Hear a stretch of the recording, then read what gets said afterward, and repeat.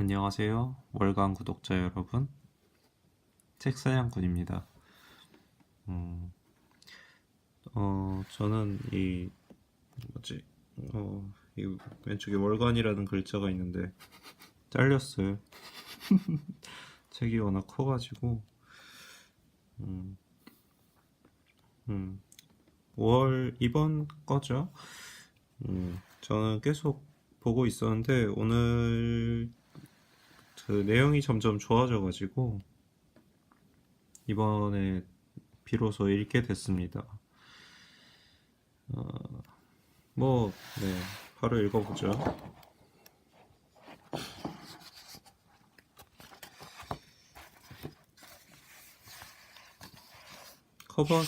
커버에는 있던 인물은 백휘나 씨라고 하는데요. 일단 커버 사진이 있고 바로 읽어보겠습니다. 모든 작가가 별 세계에서 예술을 한다고 생각하지 않아요. 저는 대중예술을 한다는 생각이 강해서 나만의 작품이라는 생각은 없어요. 1년 전 이상한 손님이 출간됐을 때 백희나 작가에게 물었다. 그림책 속 등장인물 달록이는 아이스크림을 먹고 행복해졌는데 작가님은 뭘 하면 기분이 좋아지느냐고. 백희나 작가는 말했다. 그림책 작업이 나에겐 아이스크림이에요. 이 말이 오래도록 잊히지 않았다. 그림책을 만드는 일이 아이들이 세상에서 가장 좋아하는 아이스크림을 먹는 느낌이라니. 몸은 고되도 마음은 행복하다는 엄마이자 주부인 작가에게 그림책 작업에만 온전히 몰입할 수 있는 시공간을 선물해주고 싶은 심정이 됐다. 2016년 이상한 엄마를 시작으로 알사탕, 이상한 손님, 그리고 나는 게다까지 4년 연속 1년에 한 권씩 꼬박꼬박 그림책을 만들고 있는 백희나 작가를 만났다. 판타지가 없는 유일한 그림책. 태국에서 지내고 계시죠? 오랜만에 작업실을 찾은 기분이 어떠세요? 익숙한 느낌이죠. 작업실 정보가 나간 걸 이제야 깨닫고요. 웃음. 큰아이 때문에 태국에서 지내고 예, 있는데요. 태국엔 따로 작업실이 없어요. 작은 방에서 온갖 인형을 만들고 그렇게 지냈어요. 온갖 인형을 만들었대요. 그림책 작가분이. 올해도 봄에 신작이 나왔어요. 매년 봄에 책이 나온다는 기대감이 제게도 독자들에게도 있는 것 같아요. 마감을 지키고 싶었어요. 트위터에 나는 게다의 작업 과정을 올리셔서 더 기다려졌던 것 같아요. 아무리 그래도 백희나 작가의 신작은 사야지 라는 트윗을 봤는데요. 어떤 이야기든 백희나의 작품이라면 우선 사는 독자들이 많아요. 저는 신작이 나오면 독자들이 어떻게 읽었는지가 너무 궁금해서요. SNS, 블로그, 인터넷 서점 리뷰까지 모두 찾아 읽어요. 컴퓨터 화면을 새로 고치고 또 고치고 정말 자주 찾아봐요. 알사탕의 주인공 동동이와 구슬이가 다시 등장했어요. 나는 게다의 표지로 등장한 구슬이의 모습이 알사탕에도 나오는데 이번에는 목줄이 풀린 모습이에요. 알사탕을 만들 때 구슬이가 앉아있는 모습을 사진으로 찍었는데 구슬이 표정이 너무 웃긴 거예요. 게이 애환과 마음이 모두 담겨 있어서 다음에 구슬이로 책을 만들어 보면 재밌겠다고 생각했어요. 일찌감치 주제를 구상했기 때문에 작업 속도가 빨랐어요. 작년 여름에 더미북을 만들었고 인형을 만들기 시작한 건 9월쯤이니까 빨리 작업한 편에 속하죠. 나는 게다의 척장을 열면 방울이 순영이 구슬이에게라는 문장이 나와요. 실제 키우셨던 강아지 이름이죠? 맞아요. 어렸을 때 키웠던 개들이에요. 키웠던 순서대로고요.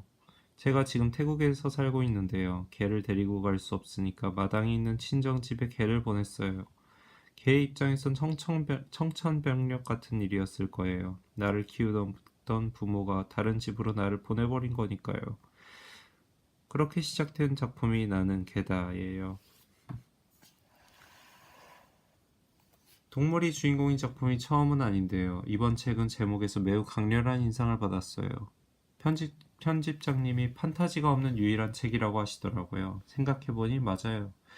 이 그림책은 개의 시선으로 개의 삶을 이야기하는 작품인데요.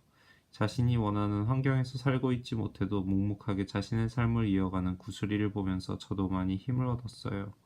세상이 점점 발전하면서 막을 수 있는 재해가 많아졌잖아요. 그럼에도 불구하고 재해는 찾아오고요. 어떻게 나에게 이런 일이 생기지 싶은 충격적인 비극을 마주하면서도 묵묵히 살아낼 수밖에 없는 인간의 이야기를 하고 싶었던 것 같아요. 이번 작품은 그림의 배경이 모두 달라요. 그래서 작업하기가 힘들었어요. 예전에는 조금 각도를 다르게 인형을 세우고 사진을 찍을 수 있었는데 나는 계단은 매 장면마다 새로 만들어야 했어요. 한낮에 해가 안 나서 옥상에 가서 찍은 장면도 있는데 바람이 강해서 세트가 넘어지고 이번 책은 모든 장면이 어려웠어요. 구슬이의 엄마 방울이는 해마다 새끼를 엄청나게 낳았어요. 구슬이의 가계도가 나오는 장면은 독자들의 도움을 받으셨다고요? SNS로 성견 정면 사진을 보내달라고 했어요. 구슬이가 믹스견이니까 품종견보다 믹스견의 사진을 골라서 인형을 만들었어요. 실제 개의 이름을 그림책에도 썼고요. 개에게 이름이 있다는 건 특별한 개라는 뜻이잖아요. 한 개에 얽힌 특별한 사연을 읽으니 확실히 다르게 다가오더라고요. 강아지가 주인을 바라보는 시선이 사진에도 담겨 있었어요. 믹스견 사진을 보내주신 독자들께 책을 보내드렸더니 무척 좋아하셨어요. 구슬이는 여기 이게 세트인 것 같아요. 이거를 동화책, 그림책에 나오는 한 장면인 것 같은데 너무 귀엽죠? 눈빛도 살아있고 밑에는 뭔가 그 뭐지? 이게 더미북인 것 같죠? 초판이라니 뭐라고 해야 될까? 아이디어 스케치? 그런 것 같고 구슬이는 누군가의 목소리가 들려오면 열심히 대답을 해요. 어쩌면 나의 가족일지도 모르는 누군가이기 때문이죠. 연대인 것 같아요. 가장 중요한 장면이었어요. 하지만 구슬이의 인간 아빠는 구슬이 조용이라고 다그칩니다. 구슬이는 생각하죠. 아버지는 인간이니까 어쩔 수 없다. 이 이야기를 하는 구슬이의 표정을 보는데 뭔가 찔리더라고요. 해석은 독자의 몫인 것 같아요. 스토리에 집착하고 그림의 해석에 골몰하면 그림책의 핵심을 놓치게 돼요. 작품을 할 때마다 주문처럼 외는 건 5살이 읽어도 쉽게 이해하는 수준으로 만들어야 된다는 이야기예요. 작가는 작품을 만들 때 수백 번 생각하니까 그림의 의미를 찾을 수 있어요. 하지만 다른 사람들은 모를 수 있어요. 그 점을 항상 잊지 않으려고 했어요. 그림책을 만들 때 가장 중요하게 생각하는 건 재밌어야 한다는 점이에요. 슬픈 내용이든 즐거운 내용이든 즐거운 감정의 카타르시스를 주고 싶어요. 작품의 메시지를 이해하지 않아도 괜찮다는 의미인가요? 물론이에요. 책을 만들면서 제가 생각한 의미를 독자들에게 꼭 전달해야 한다고 생각하지 않아요. 작가가 이 작품을 만들 때 어떤 의미가 깔려 있었다는 사실이 있을 뿐 그 메시지를 이해시켜야 한다는 생각은 없어요. 가장 큰 목표는 독자가 즐겁게 읽는 거예요. 나만의 작품이란 건 없어요. 이건 소제목이고요. 아버지와 동동이가 나가고 구슬이는 베란다에 누워 있어요. 아파트 단지의 소음을 들으면서 중얼거립니다. 기다린다. 기다린다, 기다린다, 기다린다. 그러다 할머니와 산책을 나가게 되자 무척 신이 납니다. 구슬이가 달리는 장면이라서 어렵게 만들었어요. 앞발이 들려 있어야 하니까요. 이번에는 스컬피를 사용하지 않고 다른 재료로 만들어 볼까도 생각했는데 어렵더라고요. 마감을 지키려다 보니 다시 스컬피를 쓰게 됐어요. 스컬피는 미술에서 쓰는 용어죠. 구슬이네 집은 아버지, 할머니, 동동이 이렇게 3인 가족이에요. 다양한 형태의 가족을 보여주고자 하는 마음이 읽혔어요. 만약에 누군가가 없는 가정의 아이가 이 그림책을 본다면 나도 괜찮구나 라는 생각을 할 것 같아서요. 그게 좋은 것 같아요. 아버지 안경은 왜 뿌옇게 만들었나요? 의사소통이 잘 되지 않는 인물이라는 걸 표현하고 싶었어요. 알사탕에서 동동이도 소통이 어려운 친구였잖아요. 우리가 대화를 하려면 서로 눈을 쳐다봐야 되는데 눈이 잘 안 보이는 거예요. 렌즈가 뿌여니까요. 어릴 적부터 인형을 잠시만요.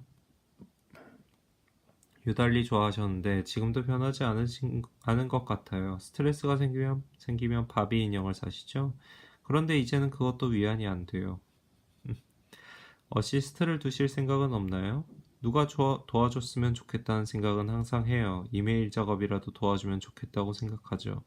작가들이 하늘에서 떨어진 영감으로 작업하는 게 아니거든요. 그런 건 없어요. 작업을 도와주는 사람이 절실하지만 구름빵 작업을 하면서 사람에게 신뢰를 잃은 트라우마가 너무 강해서요. 작가와 출판사의 관계가 아닌 개인적으로 작품을 공유하는 일은 아직 섣불리 용기가 안 나요. 독자의 시선, 반응을 기꺼이 받아들이고 관심을 기울이고 있다는 느낌이 들어요.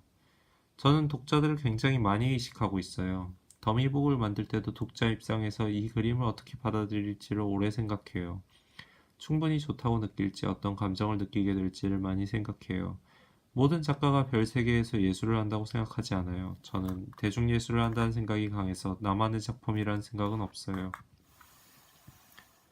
오프라인 공간에서 독자들을 자주 만나시지는 않는데요. 이유가 있나요? 책을 통해서 만나는 방법이 가장 좋다고 생각하기 때문이에요. 독자에게 직접 책을 설명한 일은 인터뷰 같은 경우와는 조금 다른 문제예요. 책이 독자를 만나는 것이지 작가가 독자를 만나는 건 아니라는 거지식한 생각이 아직 있는 것 같아요. 오롯이 책과 독자가 만났으면 좋겠어요. 그 사이를 제가 끼어들고 싶진 않아요. 그림책 평론도 많이 늘었어요. 평론이 나온 일은 무척 감사하게 생각해요. 우선 그림책 지면이 많지 않고 평론가도 많지 않으니까요. 제 작품이 다뤄진다는 건 기쁜 일이에요. 전문가들이 작품을 분석해서 평을 쓰는 일은 좋다고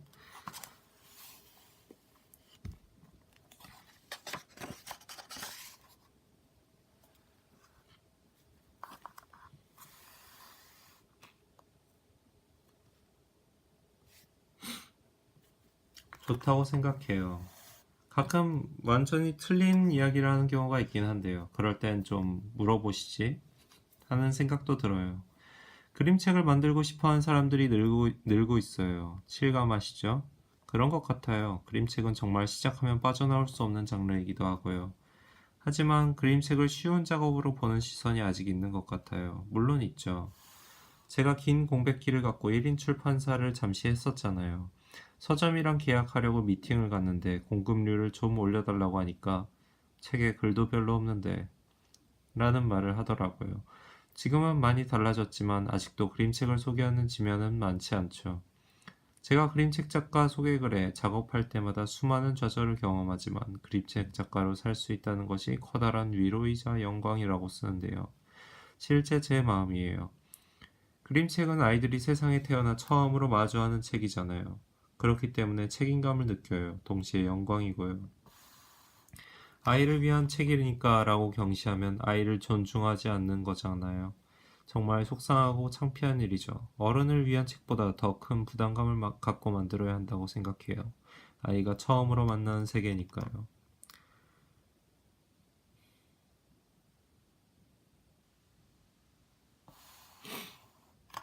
스스로의 마음을 지켜야 해요. 이것도 뭐 소제목이죠. 아까 얘기했듯. 알사탕이 일본 마이니치 신문사와 전국 학교도서관 협의회가 공동으로 주최하는 일본 그림책상에서 번역 그림책상과 독자상을 동시에 수상했어요. 일본 그림책상은 해마다 지난 연도 10월부터 해당 연도 9월까지 일본에서 출간된 모든 그림책을 대상으로 상을 수여하는데 독자상 선정에는 전국의 어린이들도 투표에 참여한다고요. 상을 받으러 일본에 갔는데 참 기뻤어요. 무엇보다 독자들이 준 상이라 더 감사했고요.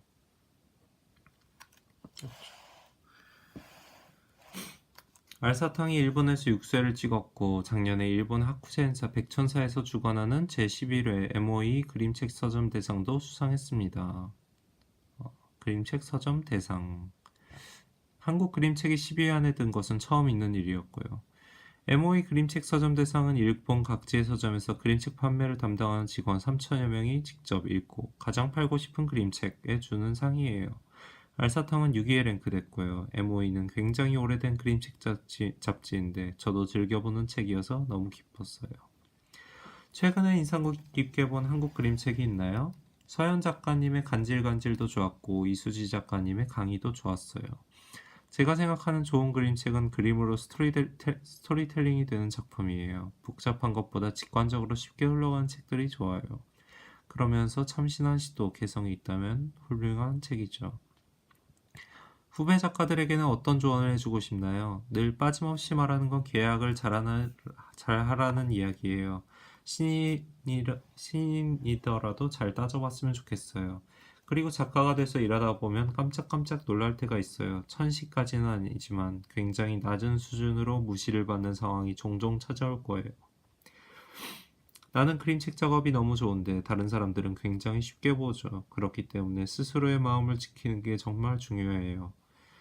저는 제가 그림책 작가라는 걸 영광스럽게 생각해요. 정말로요. 그렇기 때문에 순탄치 못한 여정에도 불구하고 지금까지 작품을 만들 수 있었어요. 주변의 반응이 생각보다 못하더라도 그림책 작가로서의 자부심을 잊지 않았으면 좋겠어요. 또 마감을 잘 지키면 좋겠어요. 출판사는 작품을 기다리니까요. 프로라면 마감을 잘 지켜야 한다고 생각해요. 내년 봄에 후속작을 만날 수 있을까요? 그러고 싶어요. 구름빵 저작권과 관련한 재판이 아직 안 끝났기 때문에 그 생각을 많이 하고 있어요.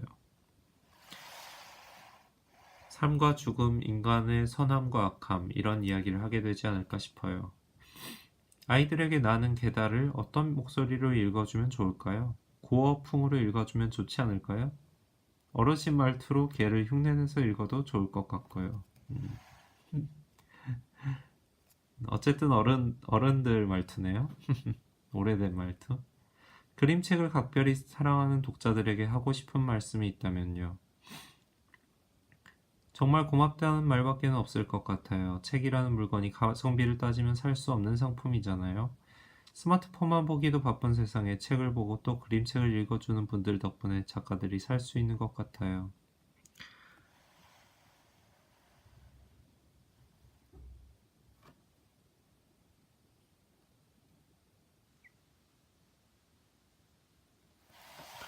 네, 백희나 씨의 인터뷰였고요. 두 번째로 읽어드리고 싶었던 건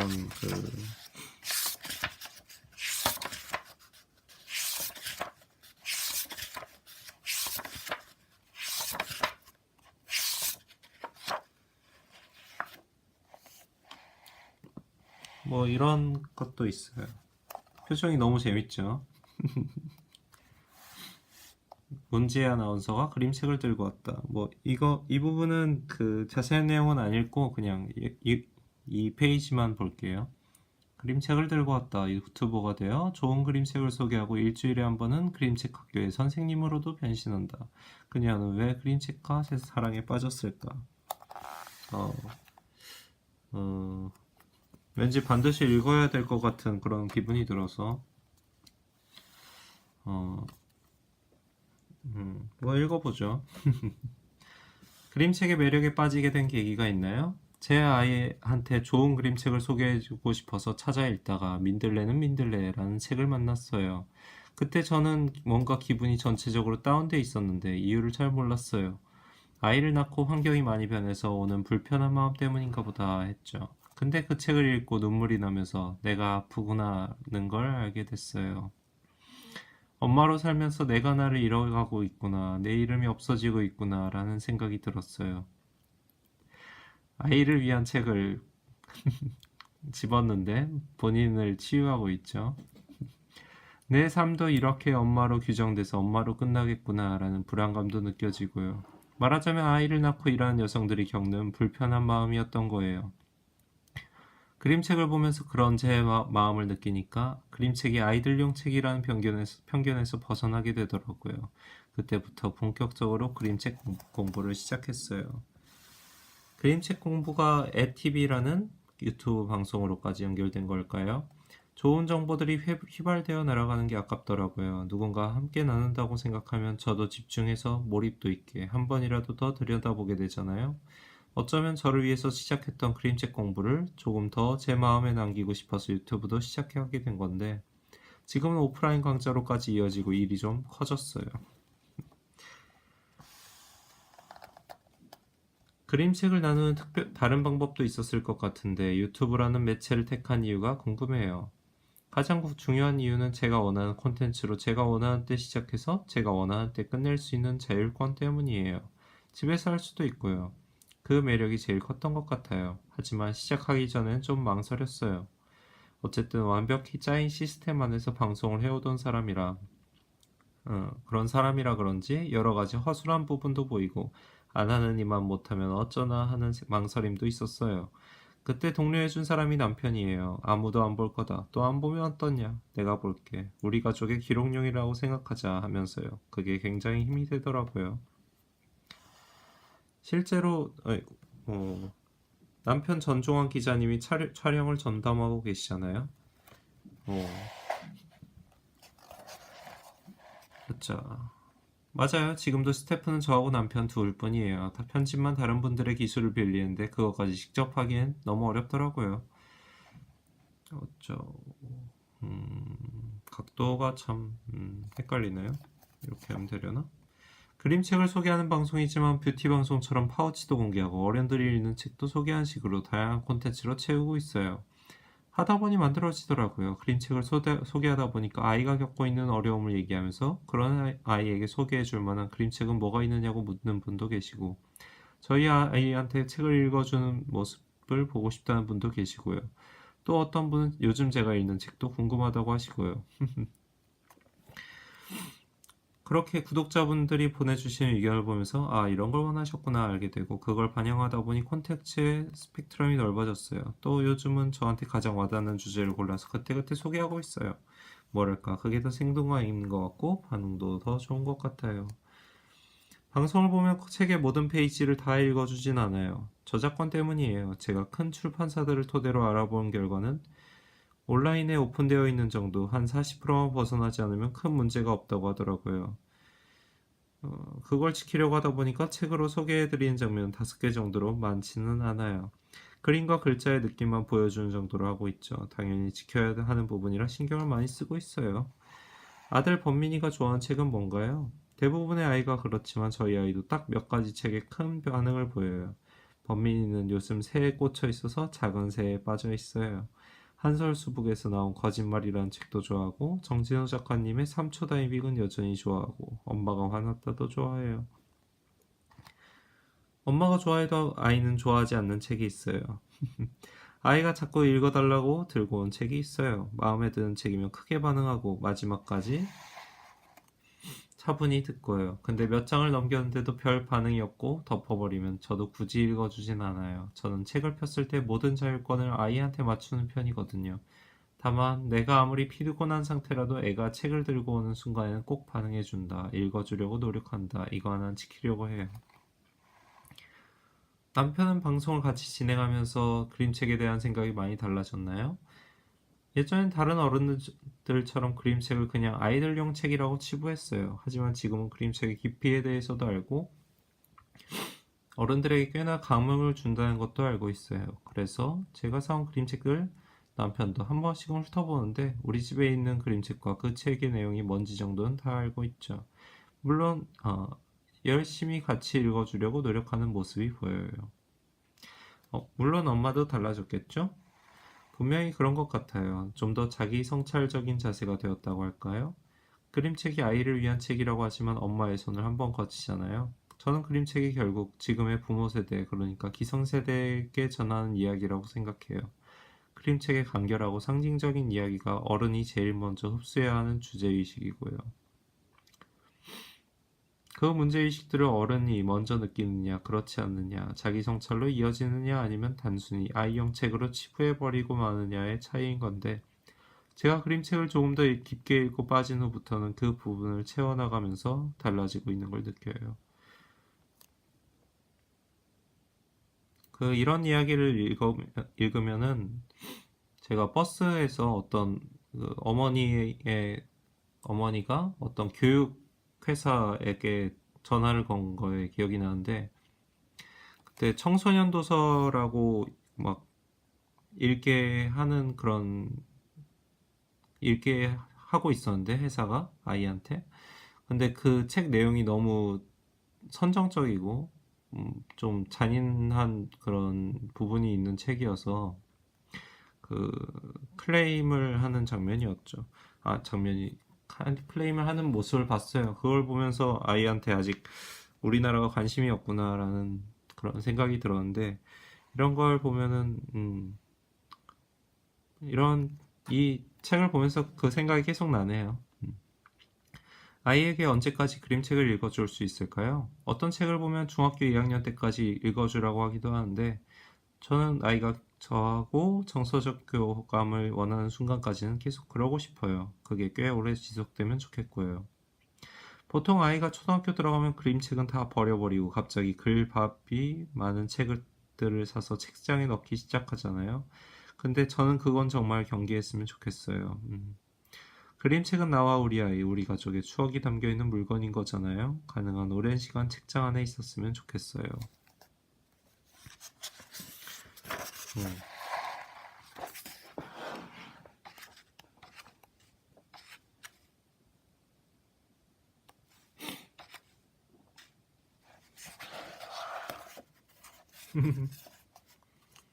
음. 오랜만에 보는 아저씨죠. 정종철 요리를 시작하고 달라진 일상. 내일 뭐 먹을까? 이 질문으로부터 옥주부 인생이 시작됐어요. 아침에 일어나면 무조건 앞치마를 두른다. 집안 곳곳을 정리하고 가족의 식사를 챙긴다. 잘한다고 말하니 더 잘하고 싶은 요리와 살림 개그맨 정종철은 요즘 옥주부라 불린다. 제가 이 옥동자 팬이라서 이걸 읽는 게 아니라 읽다 보니 좋았어요. 그래서 읽게 되었습니다. 이 부분을 여러분들과 함께 읽고 싶었습니다. SNS 프로필 사진도 앞치마를 두르고 고무장갑을 낀 모습. 팔로워의 75% 이상이 여성이라 놀라우면서 또 즐겁다. 주방에 있을 때가 가장 행복하다는 옥주부 정종철을 만났다. 그 도입은 되게 방송 같네요. 아내와의 관계 회복을 위해 시작한 요리. 오래전부터 요리책을 내고 싶었다고요. 지금 저의 주요한 일상 중 하나가 요리니까요. 만약에 내가 요리책을 만든다면 정말 쉽게 쓰고 싶다는 생각이 있었어요. 출간 제안을 받은 게 작년 9월 초쯤인데요. 책 만드느라 허리 디스크가 생겼어요. 요리를 하느라고요?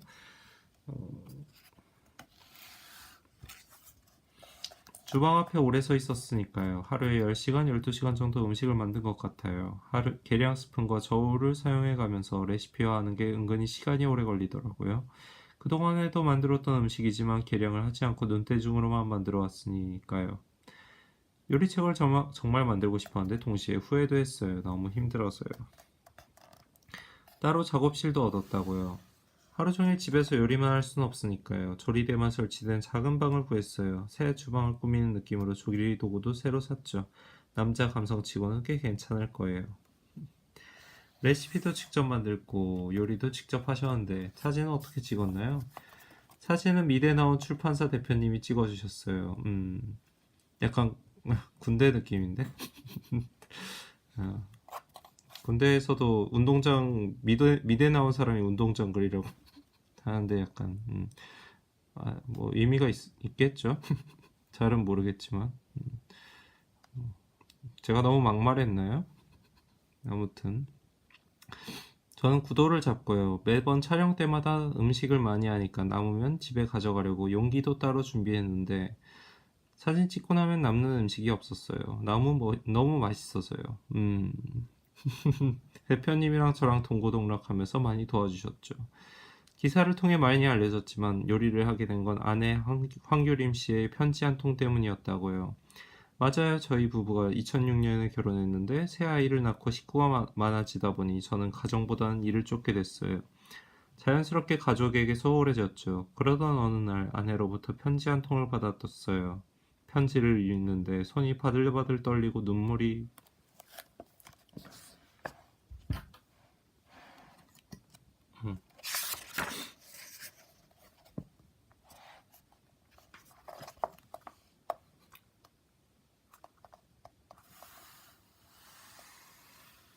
눈물이 줄줄 나왔어요. 미안하다는 생각밖에 안 들었어요. 뼈아프게 후회했고 반성했죠. 이후 방송 활동을 중단하고 아내랑 시간을 많이 보내야겠다고 생각했는데 몇 년 사이 아내와 대화하는 법을 잊은 거예요. 어떤 말을 해야 할지 모르겠기에 내일 뭐 먹을까? 하고 물었는데 이 질문으로부터 옥주부 인생이 시작됐어요. 아내가 먹고 싶어하는 음식을 만들어주면서 차츰차츰 관계가 회복됐어요. 평소 요리책을 즐겨보셨다고요. 옥주부만의 어, 음, 옥주부의 진짜 쉬운 집밥 레시피만의 차별점이 있다면요. 요리 초심자가 봐도 쉽게 따라할 수 있는 레시피를 담았어요. 정말 이 계량 숫자만 딱 지키면 이 맛이 안 나올 수가 없으니까요. 제가 고집하는 맛의 기본을 지켰고요. 물론 사람에 따라 맛의 기준이 다르니까 나는 맛없는데 라고 할 수 있어요. 하지만 80% 이상은 맛있다는 평가를 하실 거라고 자신해요. 타율이 좋은 자신 있는 메뉴만 골랐거든요. 그리고 제가 사용하는 재료의 브랜드도 모두 노출하고 싶었어요. 왜냐하면 독자들이 실제로 많이 궁금해하는 부분이거든요. 어떤 브랜드의 간장을 쓰느냐고 물을 때 저는 대답해주고 싶은데 책으로 담는 건 어려움이 있어서 못했죠. SNS에서 물어보시면 대부분 대답하려고 해요. 음, 약간 기대했는데 못했대요. 옥주부 레시피를 참고하려면 기본적으로 옥주부표 양념장을 만들어 놓아야 하겠더라고요. 요리하는 분들에겐 너무 당연한 건데요. 그만큼 쓸모가 다양해요. 처음 시도하기는 어렵지만 네, 양념장에 대한 이야기였고요. 옥주부 레시피가 주부들 사이에서 입소문을 탄 계기가 있나요? 유튜브도 하고 있지만 인스타그램이 먼저였어요. 요리하는 영상이나 사용하는 조리기구 인테리어와 관련해서 사진을 올리기 시작했는데 많이들 좋아하시더라고요. 믿을 수 없겠지만 제 팬클럽이 생겼어요. 이름은 옥벤져스. 귀엽지 않나요? 아이들이 가장 좋아하는 메뉴는 무엇인가요? 뭐 그렇다고 하고요. 막 읽죠.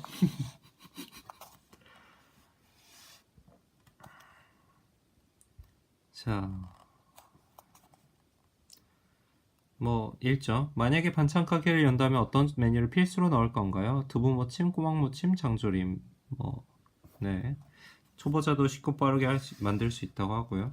집에서 요리는 오직 옥주부 담당인가요? 아니요, 아내도 많이 해요. 외식도 자주 하고요. 집밥만 먹으면 질리잖아요. 그리고 주부들이 너무 힘들고요. 저는 집밥을 꼭 먹자는 주의는 아니에요. 다만 편하게 쉽게 만들 수 있는 맛있는 요리를 소개하고 싶은 거예요. 부부 중 누가 요리를 하더라도 좋다고 생각해요. 우리 가족이 먹을 음식을 만드는 거잖아요. 일찍 일어나는 사람이 할 수 있는 거죠. 주방에 도마 2개를 딱 올려놓으면 같이 요리를 할 수 있어요. 음, 이걸 누가 하겠지? 이걸 누가 하겠지? 누가 해줬으면 좋겠다고 생각하면 안 돼요. 내가 먼저 할 수 있는 일이니까요. 집이 우선이 되면서 마음이 편해졌어요. 집에서는 항상 앞치마를 두르고 계신다고요? 앞치마를 두르면 일 모드로 바뀌니까요. 그래서 더 앞치마를 찾게 돼요. 이럴 때 편하기도 하고요. 본격적으로 유튜브 살림왕 옥주부를 시작했는데 편집 작업도 직접 하시나요? 모두 직접 합니다. 아이들이 잠을 자면 밤 10시쯤 컴퓨터를 켜요. 그때부터 작업을 시작하는 거죠. 너무 늦게 끝냈을 땐 늦잠을 자느라 아이들이 학교 가는 걸 못 볼 때가 있어요. 요리와 살림을 하면서 개그맨 정종철은 어떻게 변했나요? 일단 더 열심히 살게 된 것 같아요. 더 치열하게 살게 되고요. 저는 이 치열함 열심히 싫지 않아요. 즐거워서 더 열심히 하는 거거든요. 옥동자로 살았을 때 제게 여성 팬은 거의 없었어요. 그런데 살림하는 모습을 보여드리니까 저를 지지해주는 분들의 75% 이상이 여성이에요. 굉장히 놀랍고 감사하죠.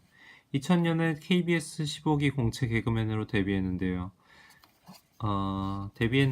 옥동자는 제가 만든 캐릭터인데 옥주부는 팬분들이 만들어준 이름이에요. 그래서 더 소중해요. 아빠들에게 아이들에게 특별히 사랑받는 아빠일 것 같아요. 저를 이상적인 아빠로 보시는 분들이 있는데요. 저도 다른 평범한 아빠들이랑 똑같아요. 화날 때는 화내고 부족한 모습도 많죠. 다만 조금 노력하는 것뿐이에요. 왜냐하면 아이들이 커갈수록 저랑 시간을 보내는 게 어렵잖아요. 이렇게 밥을 먹을 시간도 많지 않을 거예요. 이럴 수 있는 시간이 얼마 남지 않았기 때문에 아이들이랑 자주 어울려야 한다는 생각이 들어요. 음. 아이들에게 각방이 생기고 나서 밥 먹자 하고 부르면 다들 자기 방에서 나오는 모습을 보는데 마음이 이상하더라고요. 아이들이 혼자만의 시간을 필요로 하기 전까지는 가족이 함께하는 시간을 더 많이 갖고 싶어요. 느긋하고 여유로워 보여요. 뭔가를 급하게 하고 싶지 않아요. 예전에는 제가 악착 같았거든요. 방송에 나가면 어떻게든 빈 공간에 뛰어들어서 튀어야 한다고 생각했어요. 좋게 말하면 열정이 있었던 거고 한편으로 맹랑했는데 지금은 조바심이 나지 않아요. 경력이 쌓이고 나이를 먹었기 때문이기도 하지만 마음을 많이 내려놓았어요. 방송도 그래요. 제가 필요하다면 언젠가 부르지 않겠어요? 안 필요하면 안 부를 거고요. 전 제 일상을 지키면서 기다리고 싶어요.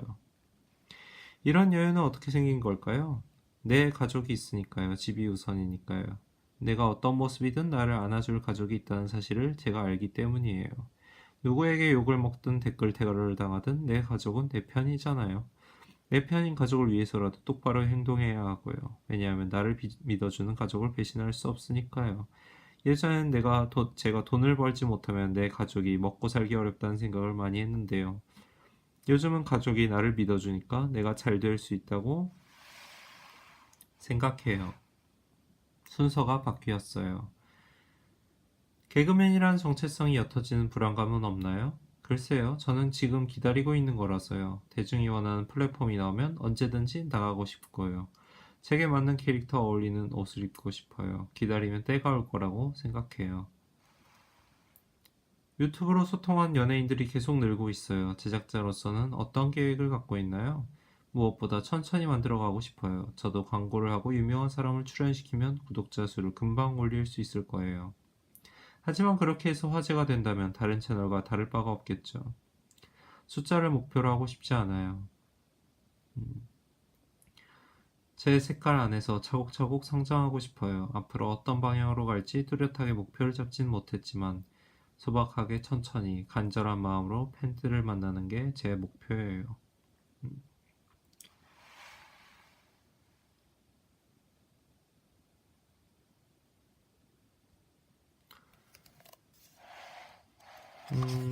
인터뷰 두 개는 맞다. 한 편 더 있네요. 음, 이 그 잡지를 함께 읽고자 한 계기가 제가 이 잡지에서 책 두 권을 구매를 하고 싶었어요. 음, 하나는 기억이 안 나는데 하나는 이겁니다. 임이랑 식물의 아름다움에 빠지다. 식물 하나 죽이고 실현당할 것처럼 여길 필요는 없을 것 같아요. 최선을 다해 죽였으면 된 거예요. 뭐. 임이랑은 밴드 디어 클라우드에서 베이스를 연주하고 노래를 만드는 음악가다. 4집 앨범 중에 이던 몇 해 전 덫에 걸린 기분으로 아무것도 할 수 없을 때 그는 식물에 깊게 매료되었다. 식물 앞에서만은 자신을 소개할 필요도 없고 스스로 치장하거나 즐거운 표정을 짓지 않아도 괜찮았다. 애정을 쏟은 만큼 정직하게 자라나는 식물의 건강한 방식이 그를 우울과 무기력에서 해방시켰다. 화분 개수가 100개가 넘어가면서 관리하느라 양팔이 새까맣게 타고 바쁜 날엔 잠을 줄여야 할 정도지만 한번 즐거움을 맛본 사람은 그 전으로 돌아가지 않는다. 스스로 혐오하는 밤을 견딘 경험은 죽고 싶다는 생각을 최선을 다해 죽여야겠다는 생각으로 바뀌게 했다. 물과 햇빛을 바꾸는 것만으로도 새롭게 바뀌는 식물에 경탄하는 마음이 아무튼 식물에 담겼다. 세상으로 끄집어내준 역할. 음악가죠, 아무튼. 책을 내게 된 계기는 무엇인가요? 식물 사진만 올리는 S 계정을 운영했었어요. 식물 일기를 올리기 시작했는데 사람들에게 식물 이야기가 필요한 시기였던 것 같아요. 요새 식물 관련 책들이 조금씩 막 보여요. 화제도 꾸준히 되고 있고 신기하게도 꽤 여러 출판사에서 두세 달 사이에 출판 제안이 왔어요. 처음에는 흔쾌히 책을 내겠다고 하지는 않았다고요. 음악하는 사람이고 식물을 기르는 건 취미인데 이걸 전적으로 계속 홍보하는 게 제게 도움이 되는 일일까 고민했죠. 결국 그때그때 재밌는 거 하면서 살자는 마음으로 승낙했어요. 디어 클라우드의 음악과 100가지 넘는 식물과는 결이 좀 다르죠. 제 음악만 들으면 집에 차가운 돌만 있을 것 같은 느낌이죠. 새가 지적이고 흙이 깔려있고 햇빛이 들어오는 것과는 상관이 없는 느낌이랄까요. 하지만 식물 키우기는 개인적인 취미니까요. 밴드의 결과 다르게 가도 괜찮을 것 같아요. 직접 찍은 사진으로 표지를 만들었어요. 사진 속 식물은 디오네둘레라는 아이예요. 표지는 나중에 뒤에 볼 수 있어요. 좀 이따가. 한 줄기 나는데 정말 오래 걸리는 소철 종류죠. 약간 분재 같네요. 작년 말부터 올해 초까지 한국의 가드너들 사이에서 선풍적인 인기를 끌고 있어요.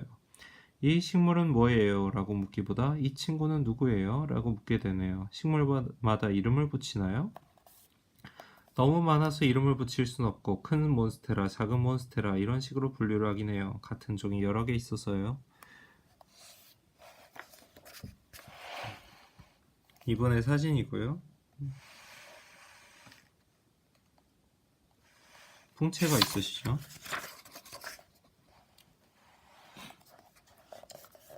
식물 개수를 세어보진 않았다고 하는데 사진 보고 갈까요? 보진 않았다고 하는데 지금 대략 어느 정도나 있나요? 정말 세어보지 않았어요. 일부러라도 안 세려고 해요. 만약 190개의 화분이 있다는 걸 알게 되면 191개로 늘리는 게 고민이 될 것 같아요.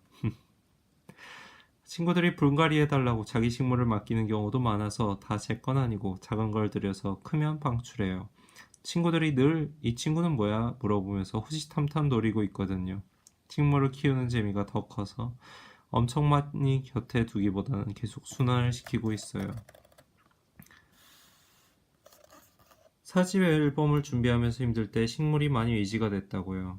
돌이켜보면 심각한 무기력증 상태였던 것 같아요. 제가 아무리 곡을 지어도 앨범에 실리지 못하고 방향성을 제대로 잡지 못해서 계속 기획을 없다 보니 무기력과 우울함이 같이 왔어요. 뭘 해도 힘들고 어딜 가지도 못하겠고 원하는 게 없는 상황이 되더라고요. 유독 식물을 만지는 것만이 즐거웠어요. 이거라도 열심히 해야겠다는 마음이 들었죠. 정서적 안정이 식물이 끼치는 영향이 컸나 보네요. 이 정도까지 클 줄 몰랐어요. 식물이 그맘때 저를 세상으로 끄집어내주는 역할을 했어요. 그래도 그때로 돌아간다면 심리치료도 받았을 거예요. 치료를 함께 받았으면 더 빨리 좋아졌을 거라는 마음이 들어요. 돌보고 싶은 식물을 돌보고 싶을 때 식물을 기를 게 아니라 역발상으로 최선을 다해 죽이자고 하셨어요. 식물들도 저희처럼 영원히 사는 존재가 아니잖아요. 1년생도 있고 다년생도 있지만 뭔가가 안 맞으면 쉽게 죽는 게 식물이에요. 어쨌든 제 손 안에 온 이상은 죽더라도 최선을 다해 죽이자는 게 목표예요. 언젠가 제 곁을 떠나더라도 죽기 전까지는 최선을 다해 돌보고 죽이겠다는 마음을 먹게 됐어요. 설렁설렁 죽이는 것보다는 최선을 다해 죽이는 게 식물 입장에서도 좋겠죠. 무서울 것 같은데요. 아무튼 땡땡 시리즈는 자기 취향에 관한 이야기를 다루는데요. 자기에게 맞는 식물과 흙 키우는 방법이 서로 다르고 키우는 방법에 따라 같은 종이어도 다르게 자란다는 이야기가 흥미로웠어요. 같은 식물을 사도 친구 집에서 크는 아이와 우리 집 아이가 정말 다르게 자라더라고요. 그런 거로부터 생각이 뻗어나갔던 것 같아요. 흙을 조금만 다르게 써도 햇빛을 언제 쪼이고 물을 언제 주느냐에 따라 다 다르게 자라요. 모든 게 변수로 작용하는 게 가드닝 같아요. 인터넷에서 식물 키우는 정보를 찾다가 유용한 식물 카페를 발견했다고요? 제 취미가 쿨한 취미는 아니더라고요. 그러니까 혼자만의 취미는 아니라는 건가? 식물 카페에 들어가 보면 땡땡 어멈 같은 아이디를 쓰는 분들이 정보를 올려주시는데 정말 감사했어요. 제가 원했던 정보가 다 인터넷에 있더라고요. 개인적으로 말이 통할 가능성은 거의 없는 분들이죠. 네. 정모 사진이 올라오면 등산복 입고 전집에서 전 드시는 모습이에요. 그렇구나, 어르신들 좋은 시간 보내셨구나 하고 다른 게시물을 클릭해요. 가드닝은 중년의 취미라고 생각하는 편견이 있었죠. 하지만 몇 년 사이 엄청나게 변했어요. 한국에선 중년의 취미라고 치부되어 있지만 세계적으로는 중년의 취미만은 아니에요. 플랜테리어라는 단어도 몇 년 전부터 유행했고요. 개인적으로는 미세먼지가 큰 이유가 되지 않았을까 생각해 본 적은 있어요. 공기를 정화해 준다니까 들였다가 돌보는 법을 알게 되고 차츰차츰 예쁜 것들이 눈에 들어오면서 이것저것 크게 키우는 게 아닐까 싶기도 하고요. 반려식물이라는 단어도 생겼어요. 정을 주고 키우고 싶어하는 대상이 동물에서 식물로 확대되었다는 생각을 했어요. 저도 육아에는 전혀 관심이 없었어요. 빨리 결혼해서 아이를 낳고 아이를 대학에 보내야겠다는 생각은 한 번도 해본 적이 없죠. 하지만 제 식물이 꽃을 피우고 씨앗을 맺는 모습에 엄청 감동하고 혼자서 난리였어요. 돌봄 자체가 본성이라서 그런 게 아닐까요? 그럴 수도 있죠. 하지만 제가 돌보고 싶은 걸 제가 돌보고 싶을 때 돌보고 싶어요.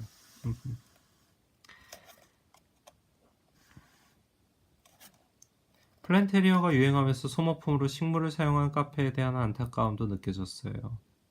식물을 사는 건 좋아요. 카페에서도 어쨌든 돌보려고 노력을 할 거예요. 하지만 조화를 약간 섞어서 죽이는 식물의 수를 줄여도 좋지 않을까 하는 생각을 많이 해요. 조금이라도 식물을 키워본 사람이 보면 절대로 식물이 살 수 없을 것 같은 장소에 식물이 놓여있는 경우도 많거든요. 그런 것에는 조화로 대체해도 되지 않을까 싶어요. 요즘은 조화 같지 않은 조화도 많이 나오거든요. 식물을 키우면서 세상을 보는 눈이 더 넓어졌을 것 같아요. 카페에 가면 보이는 풍경이 달라졌다거나 하면서 말이죠.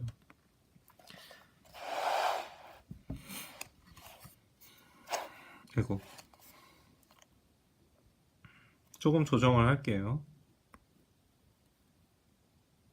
어째서 이런지 모르겠다. 딱 붙였는데.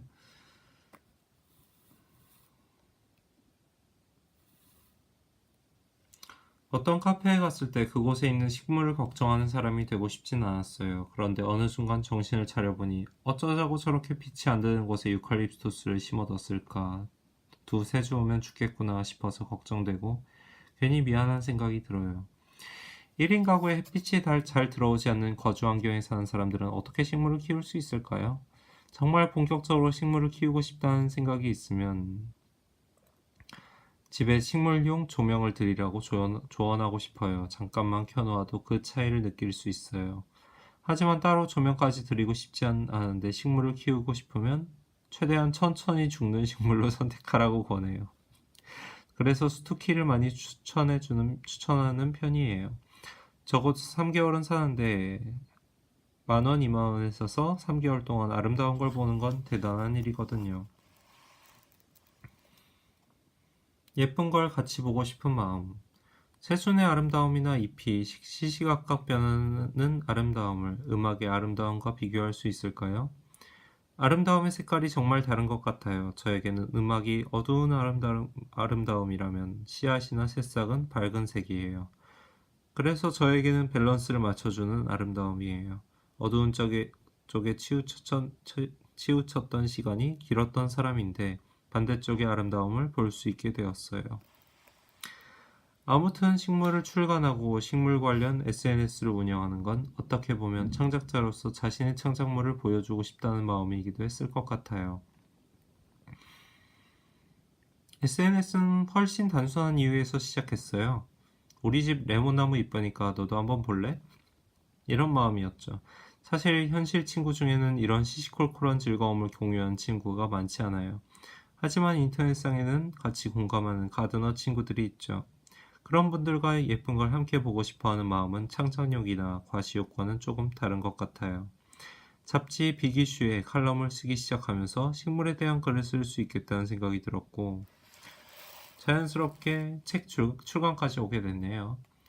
그동안 노랫말을 써오기도 했지만 책을 쓰면서 작가로서 지평이 넓어졌을 것 같아요. 그렇다면 고맙죠. 안 그래도 팬분들이 어떻게 받아들일지 궁금했는데 제가 하도 식물 이야기를 하니까 요즘은 집에 식물을 들이고 제 덕질에 동참해주는 분도 생기더라고요. 정말 감사해요. 이 책을 선물하고 싶다는 리뷰를 보면 두 부류로 나뉘어요. 하나는 식물에 미쳐있는 사람들, 또 하나는 식물을 들였다 하면 다 죽이는 식물 킬러에게 이 책을 주고 싶대요. 식물을 좋아하는 분들은 많이 공감해 주실 거라고 생각했어요. 새순의 아름다움을 아는 사람들이니까요. 그런데 오히려 식물 킬러 분들이 재밌게 봐주시더라고요. 그런 걸 보고 기분이 좋았어요. 열심히 죽이자고 용기를 얻은 거잖아요. 식물 하나 죽이고 슬퍼하고 실현당한 것처럼 여길 필요는 없을 것 같아요. 최선을 다해 죽였으면 된 거예요. 음.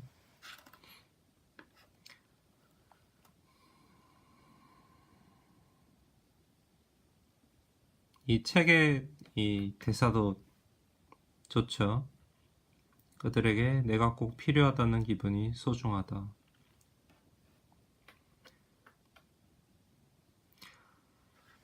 어, 여기까지 읽죠. 채널 예스 19년 메이 5월에 나온 5월 화 뭐라고 하지? 아무튼 5월에 나온 거였습니다. 네, 매달 나오니까 이 S24 중고서점에도 비치가 되어 있고요. 다른 곳은 잘 모르겠어요. 아무튼 네.